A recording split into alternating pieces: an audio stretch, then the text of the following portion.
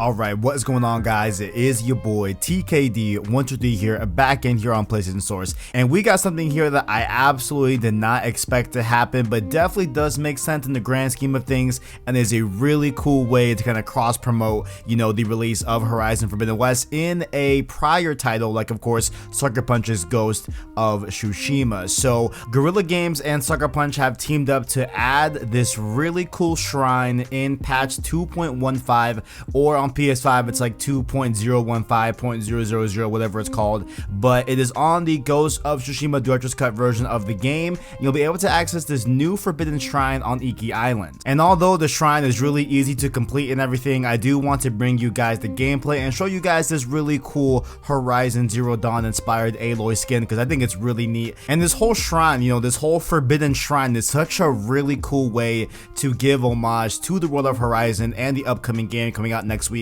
on PS5. But going into it, we can go to this location on the map. It's on the north end of Iki Island. I'll have it here on screen. It's a pretty remote type of environment, you know what I'm saying? Like, it's off the coast of Iki Island, not that hard to find. And once you get there, you'll see this shrine statue with these like roots that are emanating red that look just like the roots that you see in like a tall necks, like overriding cables, or pretty much like any machine in the world of Horizon. You have these cables that are colored and everything, and it's such a cool look to see this look represented in the world of Ghost of Tsushima with like the roots and everything. It's a super cool design, but when you go upon it, you will see a scroll that you will read that reads the following: A Seeker's Tonka. The old world is gone, though life is never ending. Focus your spirit, take up the archer's mantle. A seeker must aim for truth. And why I love that this is called A Seeker's Tonka and they talk about being a seeker is that Aloy was bestowed from the High Matriarchs in the original Horizon Zero Dawn game to become a seeker. And so this was a type of person in the Nora tribe, where if you became a seeker in the Nora tribe, you were able to go beyond the boundaries of the sacred lands of the Nora tribe for the good of the tribe. So you had to be on a mission or doing something that would benefit the Nora tribe itself. And so in the original game, Aloy was granted this status so that she could go out and find the answers to her past and a way to access the All Mother Mountain in the game. So that is such a cool way that they are blending, you know, that whole aspect of Aloy becoming a seeker and that status in the Nora tribe in this ghost shrine. It is phenomenal. So just like in the original release of the Iki Island DLC, we have to do these shrine steps that are predicated on this little poem here.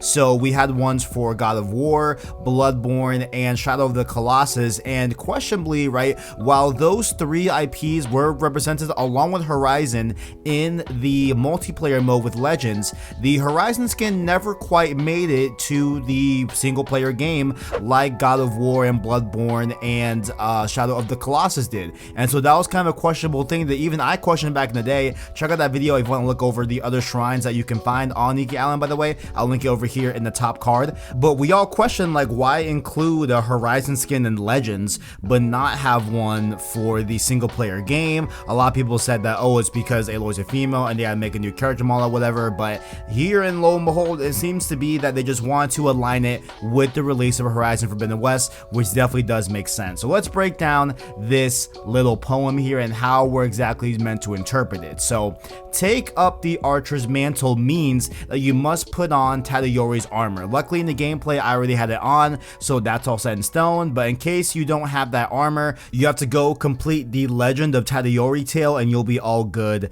to go with that standpoint. Now next up, you have to focus your spirit, right? Not only take up the archer's mantle and wear the armor of Tadayori, but you have to also focus your spirit, which that means that you have to use your focus hearing by pressing the touchpad, and then you'll be able to go and see the three targets that you have to hit, which is where we have the other clue: a seeker must aim for truth, which means you have to shoot all three targets that are kind of a red type of glowing orb. And I think there's one on the head of the statue, on like one of the hands of the statue, and then on the flaming wheel behind the statue as well, behind the figure's head on the statue, right? So you shoot all those three, and I love this because like there's really cool sound effects that definitely are inspired by Horizon, and each of the red targets goes blue once you shoot it, and also parts of the tendrils that are around the statue that are supposed to replicate the wiring and the machines of Horizon Zero Dawn,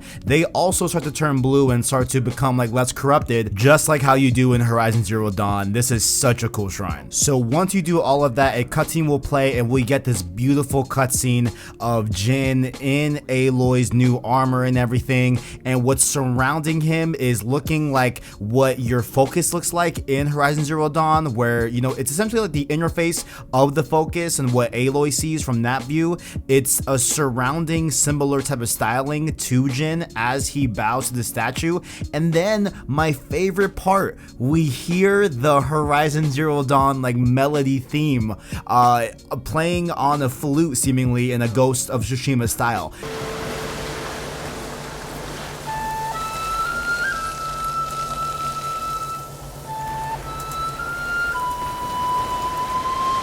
This is awesome, man. Like this is a small thing that, like, you know, this is pretty much the end of it here. Like, you get the you know, Tadayori type of skin that fits in with the Horizon Zero Dawn outfit and all that, and you get a headband and everything, but that's really it. But man, this is such a cool way to promote Horizon Forbidden West, man. I don't know, like, I'm a sucker for this. Like, I loved doing this. It was a quick thing. It took like all of 2-3 minutes, but I highly recommend y'all go do it because it is such a cool way to have these PlayStation Studios cross promote their games and just have a really cool small little thing that celebrates you know, an upcoming release in the PlayStation Studios family.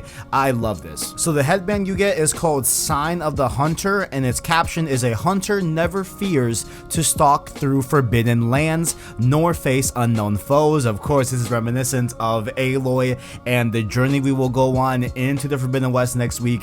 Cannot wait, man. This is so cool, man. And then we have the Seeker's attire, which is what the Tadayori variant of this is called. So essentially, to just explain that really quick, you are still in Tadayori's armor, but this is going to be one of the stylings that you can switch to and all that, and the color palette swaps that you can switch to on the armor itself. And the Seeker's attire is the new one for Horizon Forbidden West, and its description is worn by those who boldly seek the truth no matter the cause. Of course, giving a little bit of a taste and a little bit of a description to Aloy seeking the truth of what is behind the red blight and the crazy weather that is beyond the Forbidden West. Cannot wait, man. This is such a cool little way to just, you know, give a little shine and give a little love to the new upcoming game for PS5. And the last thing here to discuss, I was walking around the shrine just seeing what else I could find there, right? And there is actually an origami paper folding